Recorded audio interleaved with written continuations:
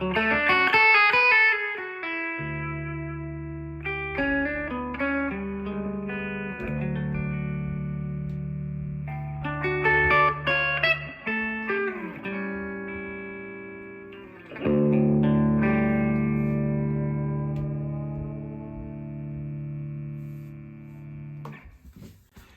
everyone, I hope you are well. I've just finished a long week of driving instruction, my day job, and I thought I would reward myself with some telecasting since we're getting towards the end of the week. And so I fired up my trusty axe, and today I even fired up the Cornell Romany 12, my valve amp, despite most of the time using my Roland Blues Cube. I can't tell a great difference, to be honest, at absolute bedroom volumes. They both sound wonderful to me. But I guess when you turn that one up a little bit louder, you hear some angels come out to play on the strings. So I'm so glad I've got it. I do love my Cornell.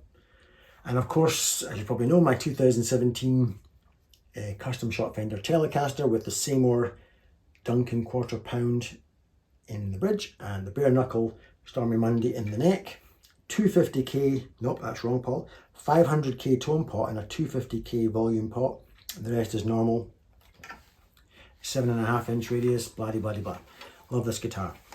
And it just got me thinking about what telecasting, the word telecasting, you see it on Instagram and stuff, and what telecasting really is. And just a fun question, and I thought, does Albert Lee telecast? He's one of my favourite players. And I was saying no. I think it's more than just simply playing great guitar on a Telecaster. And yet Greg Koch, he telecasts. Danny Gatton telecasts.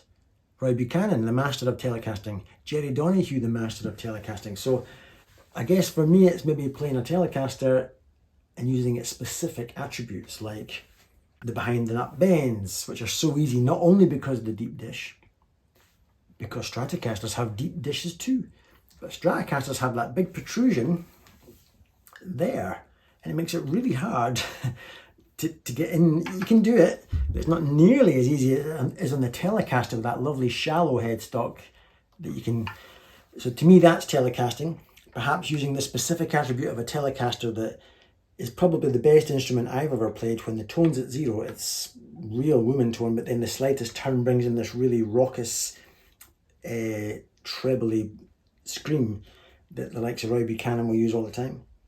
When you play a Telecaster near the bridge, you get that Roy Buchanan kind of sound, especially if there's a bit of hair on the note.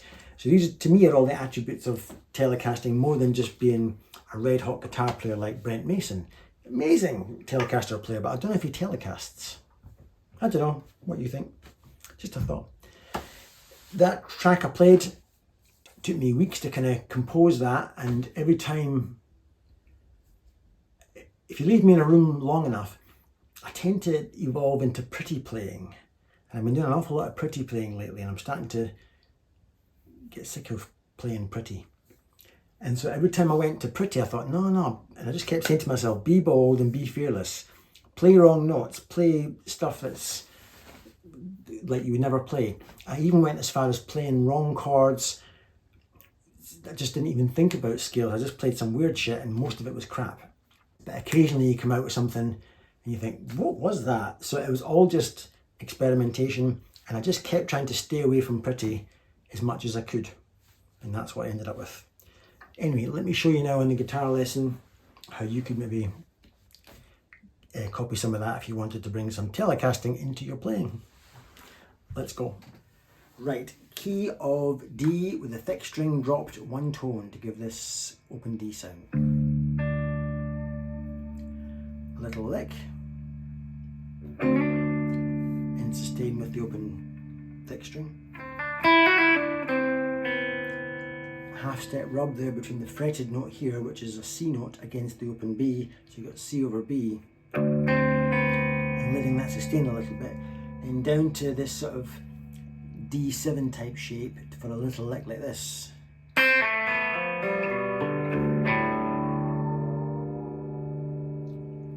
So I'm just going, I'll try to get both hands in frame.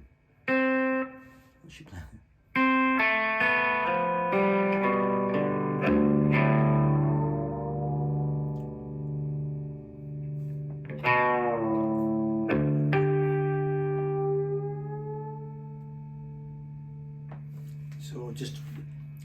that moment when I bent the A string, I'm bringing it up to G, and then I'm relaxing it and bringing in this G string up to A, which is the D chord.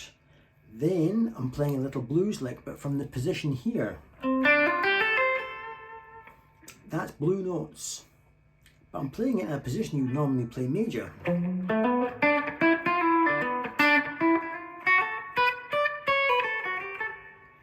But if you play your blues licks in the wrong position, i.e. play your blue notes from a major position, it forces you to phrase differently. So I would never go like this. I just wouldn't do that, that's lame. It doesn't feel good under the fingers, it's just lame. And I would never invent it. I would never write that, but if I do it down here, somehow it's got more meaning for me, I don't know. Then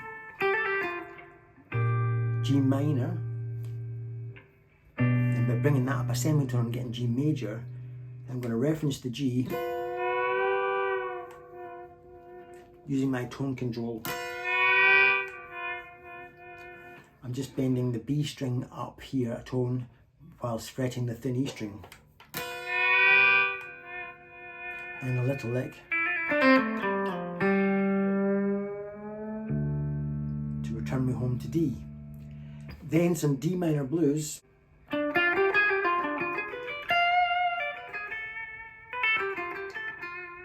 So what I'm doing there is D minor blues initially, the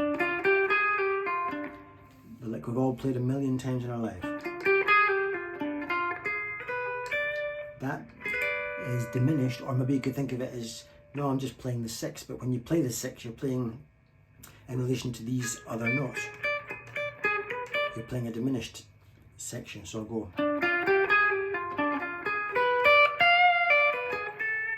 Yeah, it sounds kind of cool. I got that from Tobias Hoffman. Then I'm going to reference a D minor 6.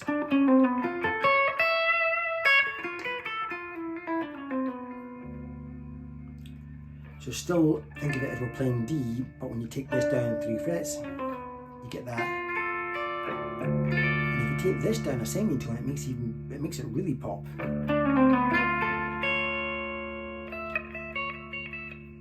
Love that sound. So all I'm doing is referencing and playing with that.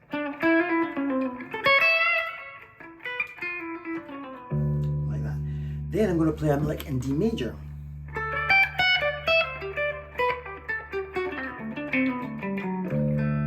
And that's all that is. Again, I think I got that type of thing from Tobias, where I'm going up and playing from that position down to that position. But I'm doing it, so I'm almost spelling out to D suspended fourth. I'll try and play it note for note, but it's kind of like playing Martin Knopfler music note for note. Martin Knopfler suggests notes rather than landing on them and playing them and letting them ring. He tends to suggest notes, and the effect is this wonderful bumbling, chicken picking type, country type, just lovely. So I'm going to try and play it note for note, which I wouldn't recommend doing on the actual lick.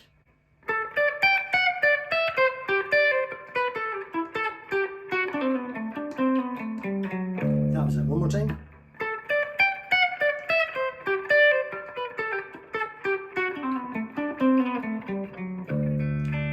Then, what did I do? I played some country type stuff. Behind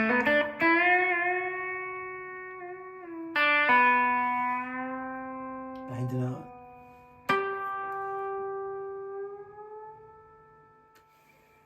Then back to this kind of that we did before, but this time I'm going to make it a G chord. So I'm bending that fretted 3rd fret of the thick string up a tone. Very easy to overbend, and then that doesn't look like an F chord, but it's a bog standard F. But of course with my thick string tuned down a tone, it has to look weird like that. I am playing the G string, so it's kind of F over G kind of sound, and then a little lick to take us home. Then I'm playing a play over kind of D7. That's the 7th fret of the D and B strings. When I play that, the G and E strings, that's just, it's kind of like D7. So it's a kind of a cool play over D7. Kind of like a C almost. So G minor, G major, and by going up a semitone here again, I get kind of C over G, because that's generally a G chord, but I've got the C bass. Then a lick that I just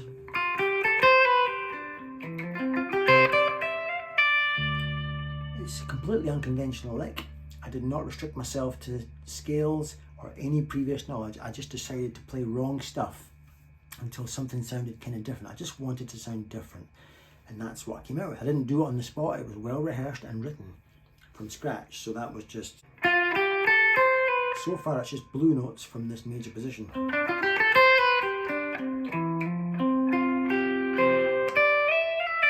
Makes no sense. Then I went into the half step, whole step in D. That's the half step, whole step scale, and by that I mean half step, whole, half, whole, half, whole, half.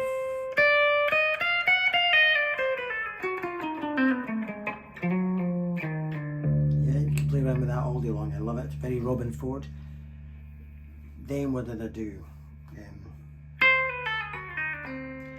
I did this.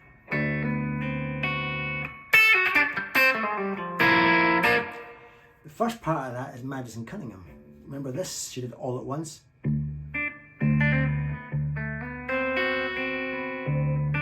She did it with this pedal on.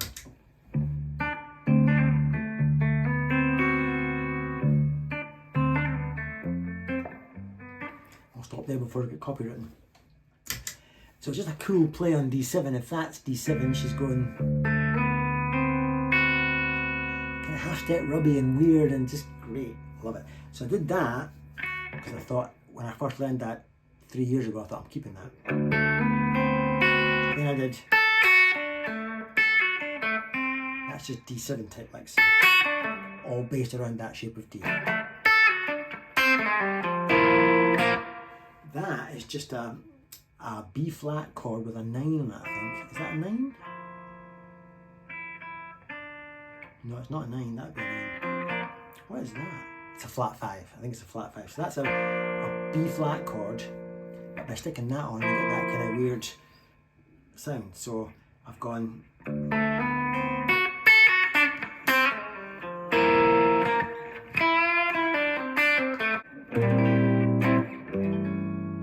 Again, just trying to be different. All that is, it looks like I'm playing a normal status quo bar chord, and I physically am, but because my low string is tuned down,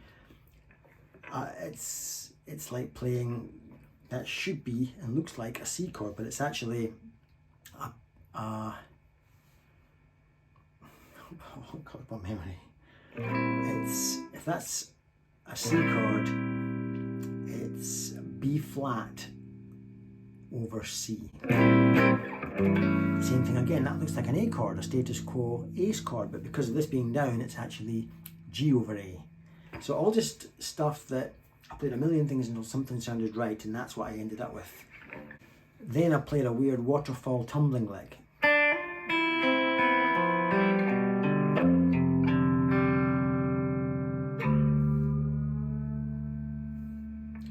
All that was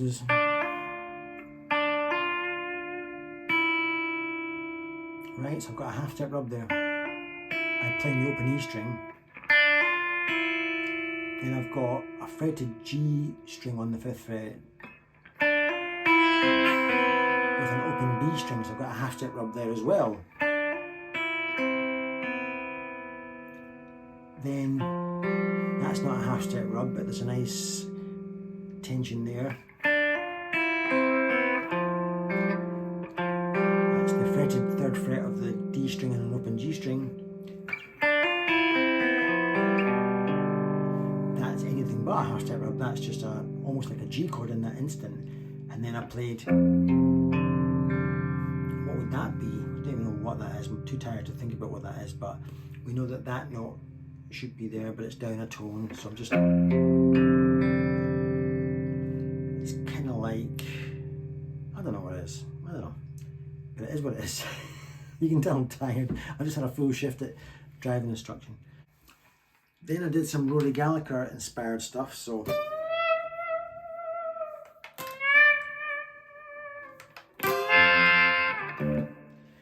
just starting with the tone at 0. With a Telecaster, you don't even have to go from 0 to full, just 0 to a third brings in some treble. So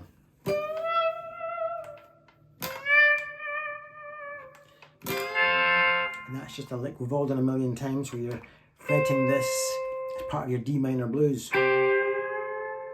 So that stays unbent and this is bent. But with the tone trick, then some more typical Rory inspired things like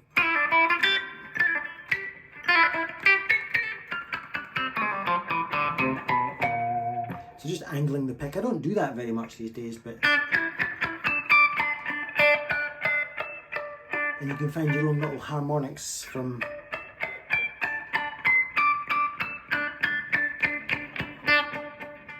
and some come and some go, but I don't know how scientific Rory was. Many players are taking it to the nth degree where they know exactly where to pick. We tried to go 24 frets above that, so we know that that would be a harmonic because I'm angling the pick 12 frets above that. But I could guess where the 24th fret is, maybe up here somewhere, so perhaps that could be recreated here.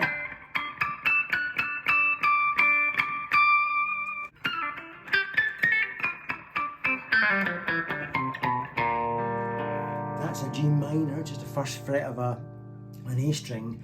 Then I'm going, that's a G, and then I'm going to bend it up, which is quite painful with my first finger to give that 9 note by bending it.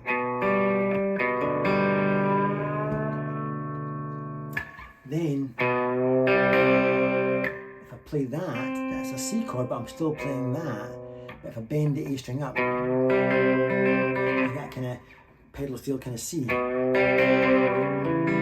when I shift into that, this is floating, so it's the 4th fret of the A and the 2nd of the D, and an open G string. I could even play an open B string as well if I really want to get a kind of other weird sound. So I've gone.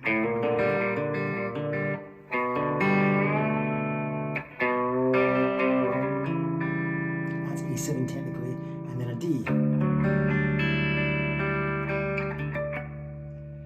I say a D, it is a D, but I've got an open G string in there.